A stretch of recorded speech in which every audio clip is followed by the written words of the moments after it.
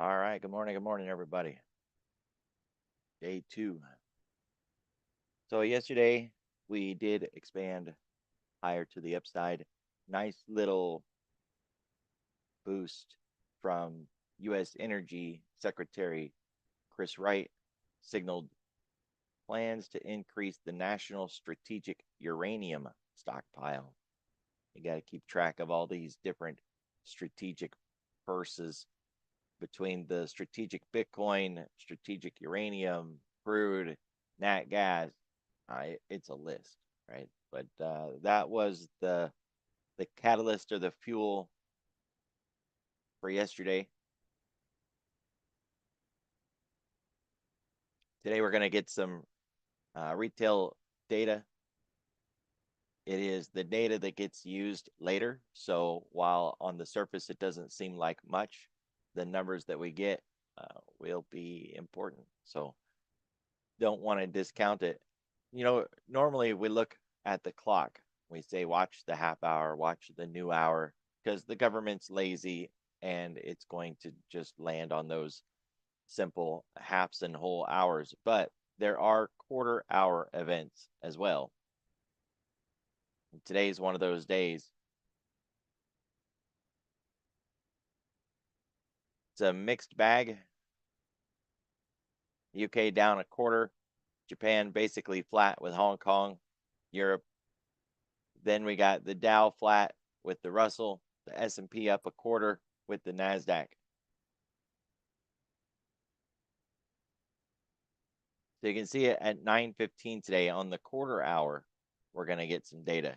And that's the whole idea of watch the clock, is that we could anticipate a little bit of volume coming in, and you can see it, right? If you go looking for it throughout the day, go in the past, bring up a lower tick chart value or even just a 1-minute chart and look at the flows that come in on a quarter hour and on a half hour, because there's so many economic events. The ones that we cover in the morning is only a fraction of the total. You could spend all day trying to get them all, but you never will. Once you're done looking at the US markets, you would have to go and look at every market around the world. And there's just so many events, right? And these aren't even the ag events. They have their own category. And then there's events for commodities, and they have their own category. You will never get them all. So it's best to just highlight the biggest ones, and then for the rest, watch the clock and anticipate heavier flows on the quarter hour, the half hour, the new hour. After 10 a.m. today, we should be good unless there's something coming out of the White House. But we have auctions today. We got the 20-year. Right, so that'll be the end of the shenanigans today. 20-year bond, 1 o'clock. We get through that, and the rest of the afternoon is fine. We're still expecting a market to be front and center into FOMC, so that no matter what the data is today, we don't expect that it's going to, break the narrative and really get us out of this situation that we're in. It's possible, right? We never want to say that price can't do something. It's just that what's more likely? We get the data, we get a little reaction, and then we toe the line and wait on tomorrow, or we get the data and it's actually big enough and we break the range and actually go somewhere. I had to reset my Thinkorswim right at the start. And it was like, well, I could start the stream late while waiting to get Thinkorswim up and running, or just start the stream and get it running while we're going. Hey, stop that.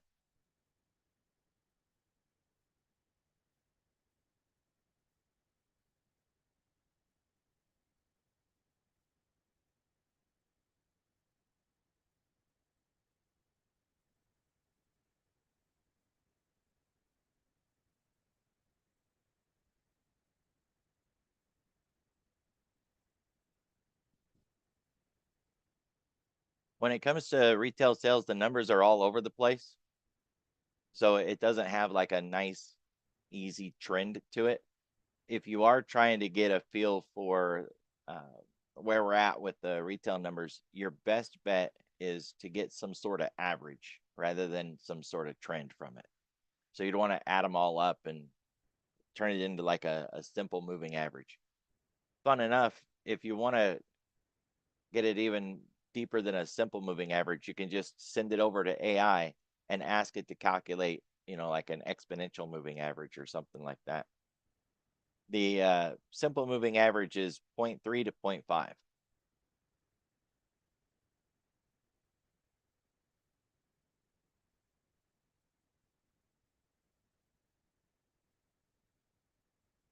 The call wall got rolled up.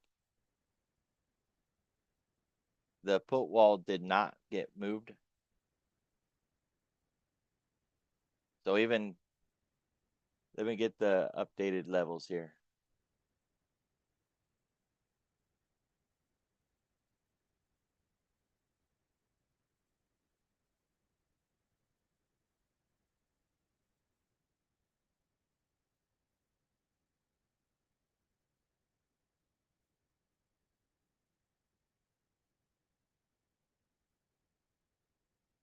$67.12 is now where the call wall is at.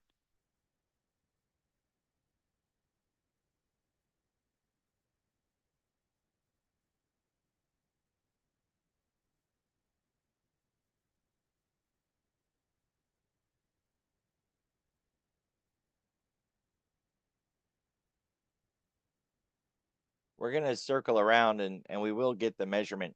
The distance from the daily moving average is getting to be a bit much. And right now, that's one of the number one things I'm focused on.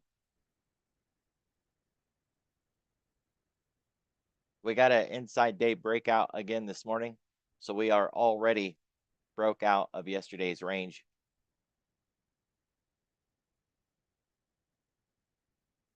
Looks like it tried to give a Busby and got hung up on the high gamma level.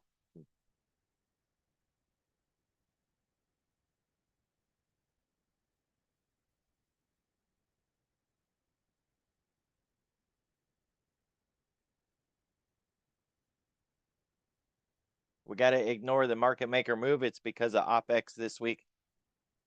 Even if they actually were hedging, which they might be, but we wouldn't know, we're going to get this label every day. So it's just not going to do us any good today. We got really close to the upper ADR. I don't know if you want to count it, close is close enough, or if you want it to actually get there. Now that we're going to get data, that's as close as we're likely going to get without a whiplash bar or an event bar. So last week we had some good examples of an event bar. The gap close play and opportunities just to use that bar to lay out trading levels. We could get one of these bars today. So if we do get a gap close bar, I will post it. Otherwise, if we get an event bar, we get the levels from it, lay it out, and we'll run it from there.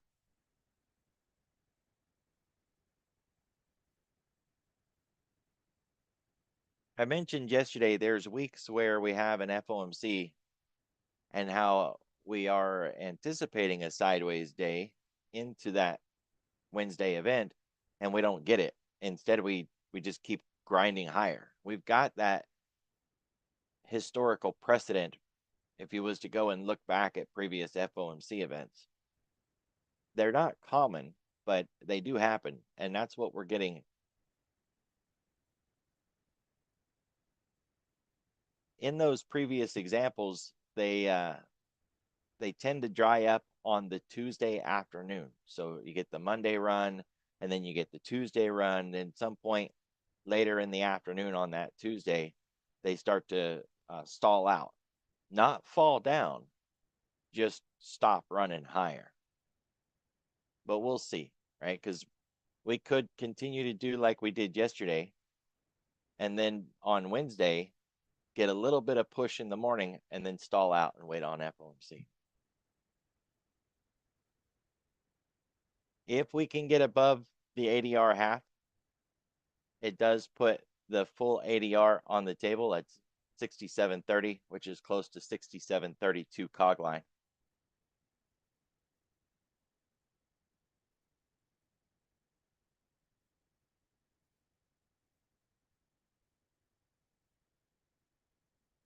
So far today, we have a MDP. It's a missed daily pivot. If we break to the downside, that is the target 66.65. Below that is the RTH low of yesterday.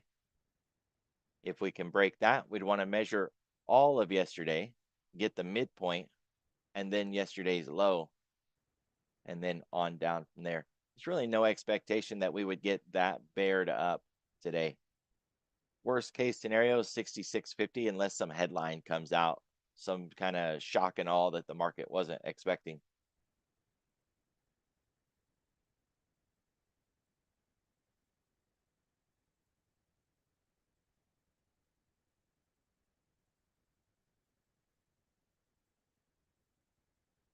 Okay, Thinkorswim.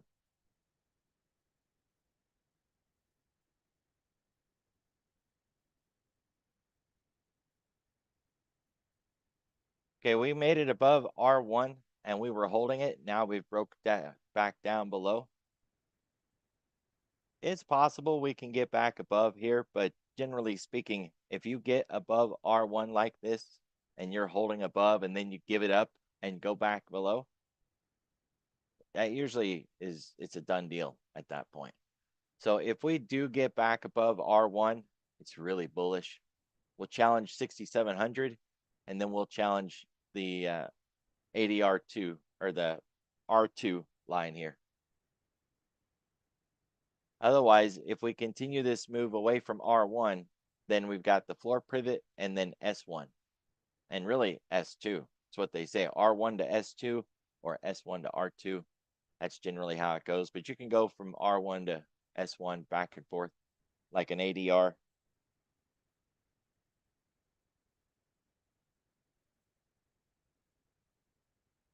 It would be really bullish to get back above this R1 though. 66.92 cog line, then 6,700 and 67.05.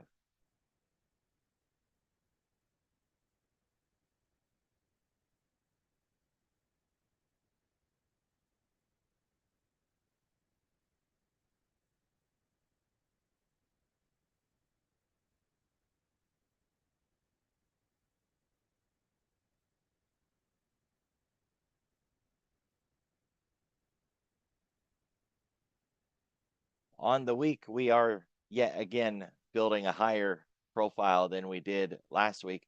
The point of control not even close to lining up with this previous one. So from one perspective, I guess it's good that we're not building out a band at that 66.50 level. But on the other hand, we are building out a higher point of control yet again.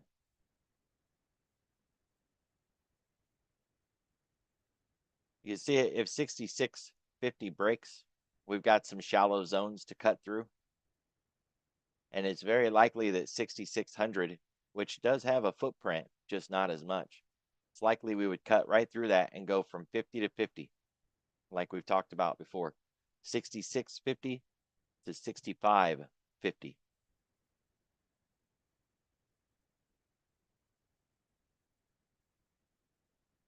Now, 65.50 has 4 weeks of points of control there, like a big band.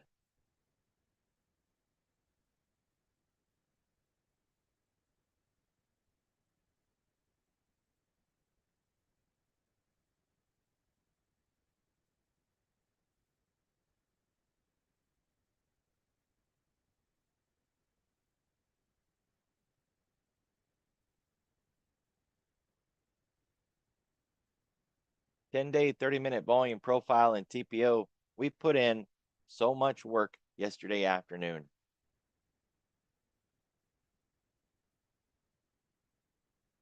that it registered more than 3 days worth of volume combined.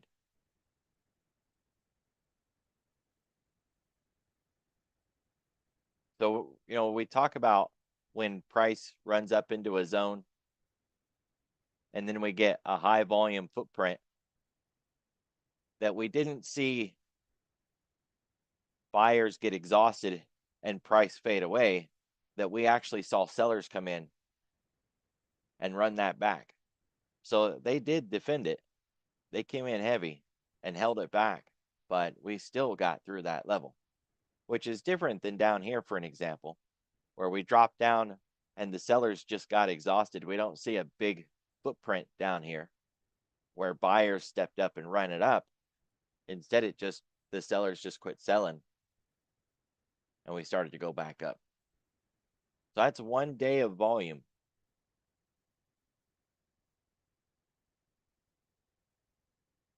And the TPO now lines up with the volume profile.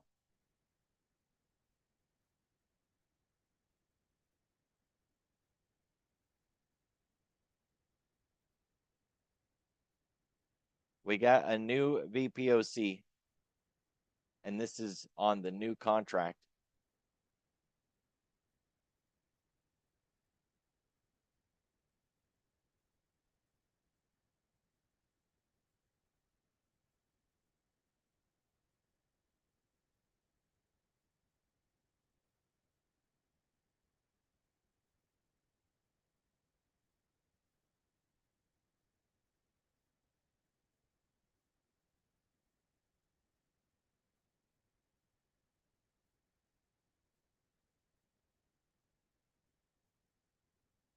$66.70. If we do try to break to the downside, that's where yesterday's point of control is. We didn't hit it last night, so it's still a VPOC. Actually, I'm off. Hold on.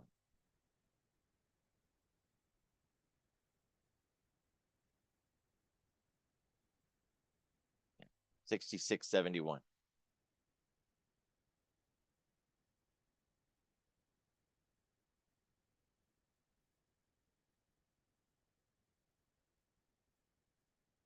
We made the entire week's move in a single day, basically, and we are there.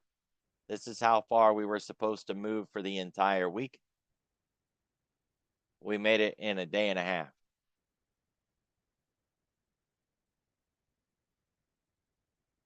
But like I mentioned before, there is precedent for that, right? It's just not the norm.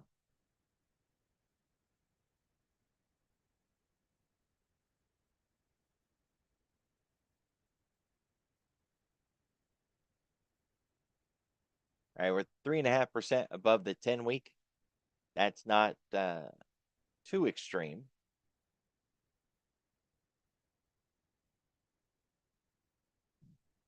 But if I put my mouse there and we look back, it's not often that we go higher than 3.5% away from the 10-week. And when we do, we generally don't keep it for very long.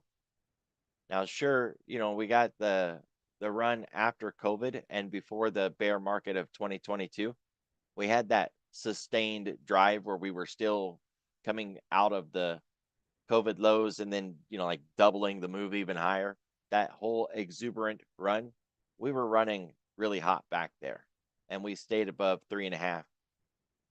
Other than that, generally speaking, when we get above 3.5, we don't tend to keep it for very long. And we're talking about 3.5% above the 10-week moving average. So we're there. We haven't really expanded above it much, not like this here, or even some of these. So if we continue to go farther from this point, we'll be looking for some mean reversion with velocity on the way back, but we're not there yet. The analogy that I like to use for this is a runner with a steep hill. We're not saying the runner can't run up the hill, just that while he's running, we're going to stack more weight on his back. And the hill is steep. So he's already struggling to get up the hill. And we're just going to keep stacking weight on his back while he runs. Sure, he can go higher, but the higher he goes, the more weight we're going to stack on him. And it's just going to be more and more and more difficult for him to go higher. But he can still go higher. Nobody's knocking him down the hill. That's price from this point going further, even higher. Not saying it can't do it, just that it's going to take a lot more effort and work, and that it won't take as much to stop it, slow it down, stall it, reverse it. And the stock buyback has already gone into blackout, right? Now, I meant to show that.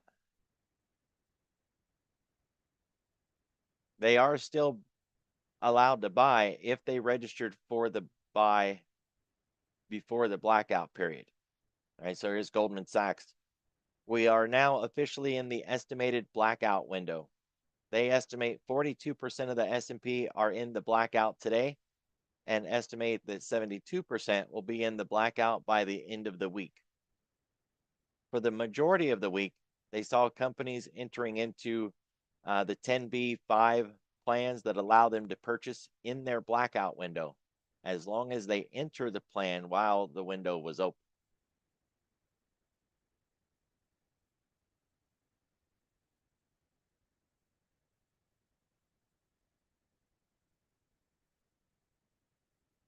And then the flows are skewed towards financials, consumer discretionary, and healthcare.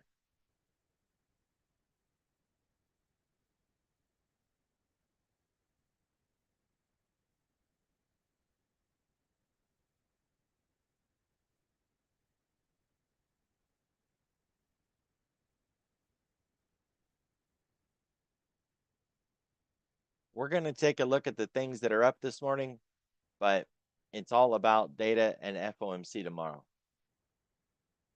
So just like yesterday, if you don't like what the indexes are doing, shop around. There's always something making moves.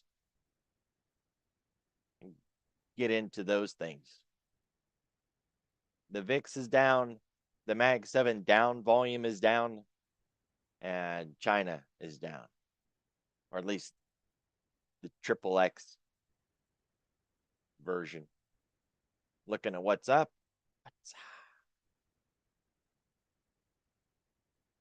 Gold miners, quantum, Mag 7 up volume, and nat gas, but nobody cares about nat gas.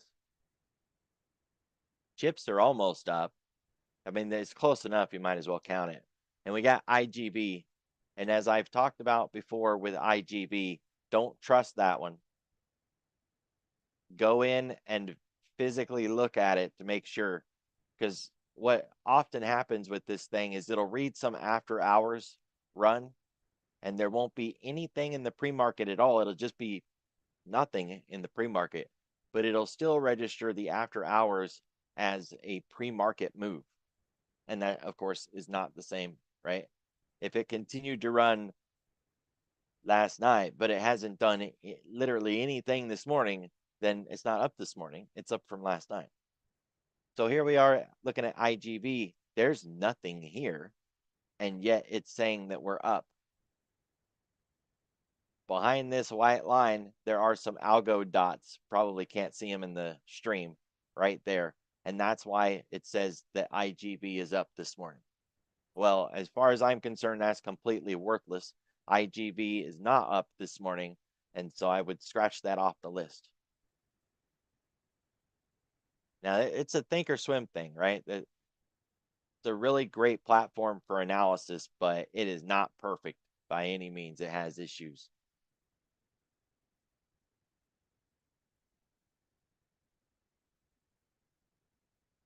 So we got pot stocks leading the way. That's a joke. You don't want a rally day on pot stocks. Nat gas behind it. It's also a bit of a joke there. So Mag 7, chips, crude, precious metals, consumer discretionary, and then, they're close enough, more precious metals. So we got some decent stuff in the right direction. I'd want to see some Bitcoin up there, maybe more of the generic tech, some old school tech, cloud computing would be good. But we've got a good start with chips, consumer discretionary, and the Mag 7. That's a really good start. So if they want another day today, and don't think that we can't rally just because we had an up day yesterday, we can still get another one today. If they want one, they've already got the ingredients for it.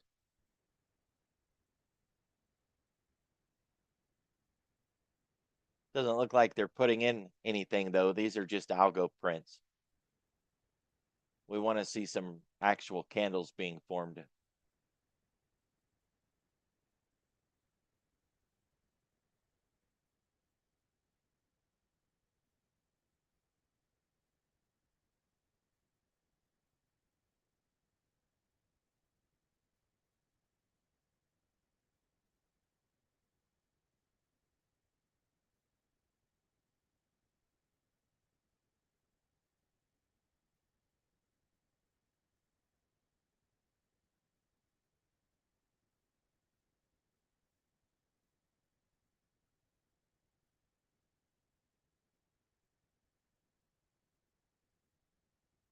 Yeah, we got nothing. All right, so keep your eye on the clock. We got that quarter-hour print that might mess with people. Otherwise, the base case today is the same as the base case from yesterday, that we're going to hold the line.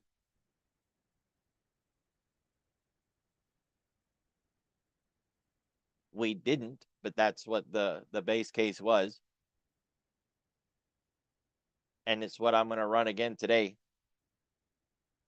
If it proves us wrong and breaks out, then I'll take the loss and flip to the other side. It's an LRE, low risk entry. At this point, I'm looking for reciprocation. Whatever we got on the upside from VWAP, that's what I'm going to be expecting on the downside from VWAP. And then, of course, we got data coming in. So if it's an event bar, we'll mark it out and we'll use that. The measured move for reciprocation puts us right on top of yesterday's close, or of yesterday's high. So it's a measured move right to a pivot point. You got to love that stuff, right? Couldn't make that up if you wanted to.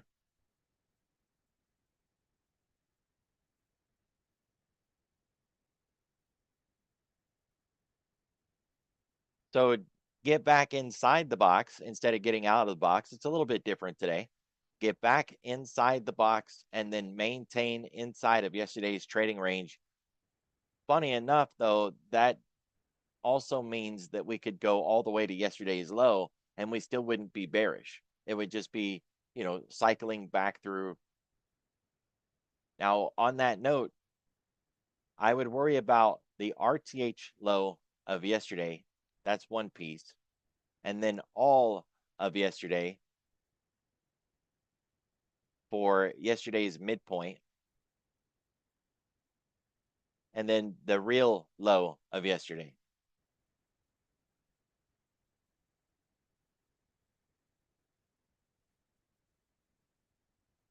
And then, of course, if we do break out of yesterday's low, 111 and 1236.